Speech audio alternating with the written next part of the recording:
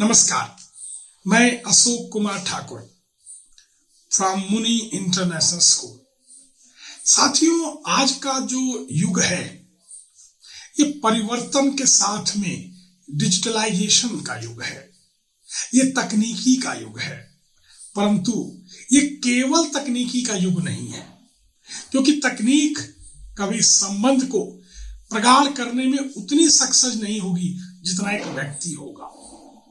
America में हुए एक ताजा सर्वे में ये पता लगा कि 77% पेरेंट्स भी ये चाहते हैं कि मेरे बच्चे एक अच्छे इंसान के रूप में समाज में अपनी भूमिका निभाएं, क्योंकि आदमी को रहना तो संबंधों में ही है, आदमी को जीना तो आदमियों के बीच में ही है।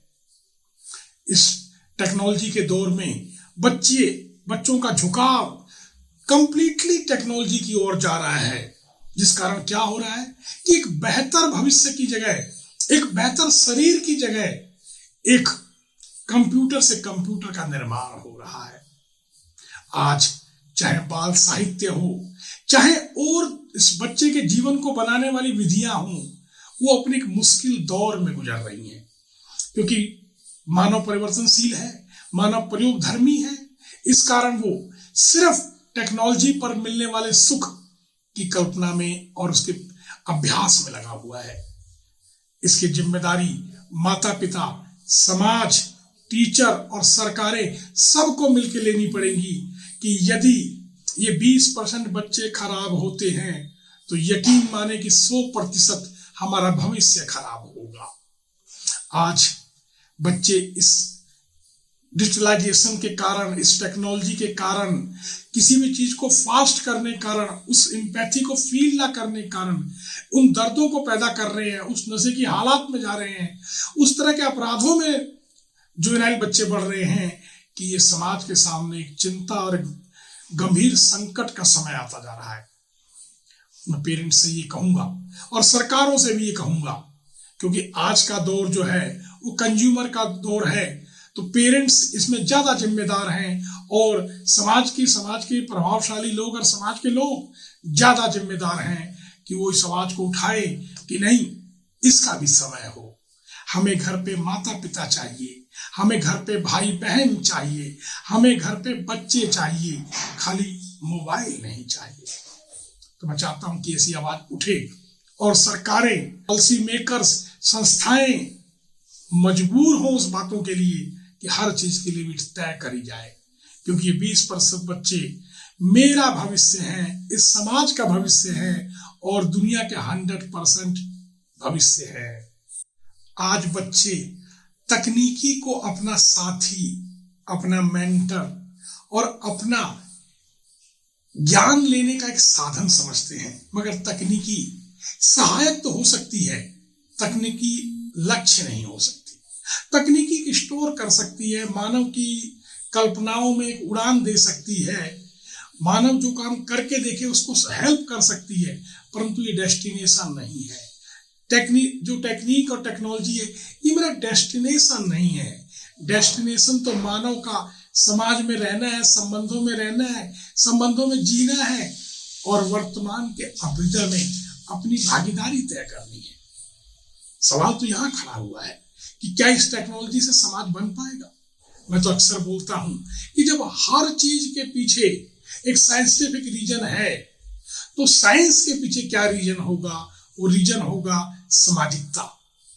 जब दुनिया के हर विधा के पीछे उसके साइंटिफिक रीजन होना चाहिए, तो साइंस के पीछे क्या रीजन हो? वो सामाजिकता हो। यदि इस विज्ञान से समाज ना बढ़े तो सवाल खड़ा है कि ये विज्ञान समाज के निर्माण के लिए है या समाज के विनाश के लिए है। हमें इस बात को कई बार सोचना पड़ेगा। आज जिन पॉलिसीज को हम स्कूलों में लेके चल रहे हैं, साथियों, दौर आ गया कि हमें इसको इनके लॉन्गर पर्सपेक्टिव में समझना पड़ेगा कि जो हम आज अडॉप्ट करने जा रहे हैं, क्या इसका प्रभाव क्षणिक है, कुछ काल के लिए है, या इसकी प्रभाव इसका अंत समय तक के लिए है।